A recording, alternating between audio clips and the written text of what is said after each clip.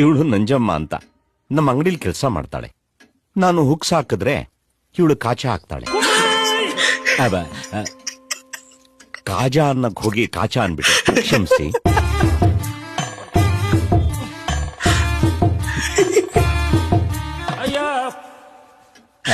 ಇವತ್ತು ಬ್ಯಾಂಕು ಅದು ಅಣ್ಣ ರಿಲೇಟಿವ್ಸ್ ನ ಕರಿಯಕ್ ಹೋಗಿದ್ದಾನೆ.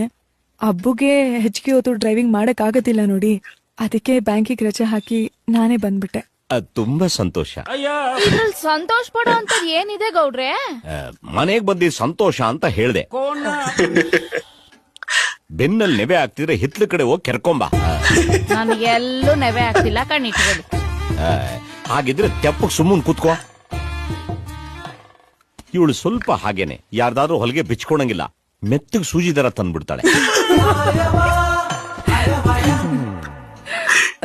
ಇವತ್ ನಿಮ್ ಅಂಗಡಿ ಈಗ ಹೋಗಿ ತೆಗಿಬೇಕು. ತುಂಬಾ ಸಂತೋಷ ಬಿಡಿ. ಇದಕ್ ನೀವ್ಯಾಕ್ ಸಂತೋಷ ಪಡ್ಬೇಕು? ನನಗಂತೂ ಗೊತ್ತಾಗ್ತಿಲ್ಲ, ಕಣ್ ತೆಗೀರಿ. ತೆಗಿಯೋದ್ರಲ್ಲಿರೋ ಸಂತೋಷ ತೆಗ್ದೋರ್ಗೆ ಗೊತ್ತು.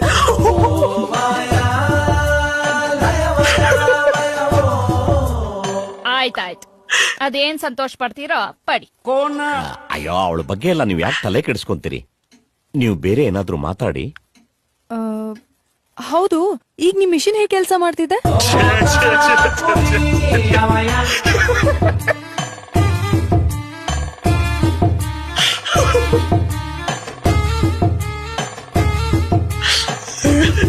ಅಂದ್ರೆ ಮೊನ್ನೆ ಇವ್ರ ತಂದೆ ಹತ್ರ ನಾವಿಬ್ರು ಹೋಗಿ ಟೈಲರಿಂಗ್ ಮಿಷಿನ್ ನ ರಿಪೇರಿ ಕೊಟ್ಬಿಟ್ಟು ಬಂದ್ವಲ್ಲ, ಸರಿ ಮಾಡಿದ್ಮೇಲೆ ಮಿಷಿನ್ ಹೇಗ್ ಕೆಲಸ ಮಾಡ್ತಿದೆ ಅಂತ ಕೇಳ್ತಿದ್ದಾರೆ. ಹೌದು.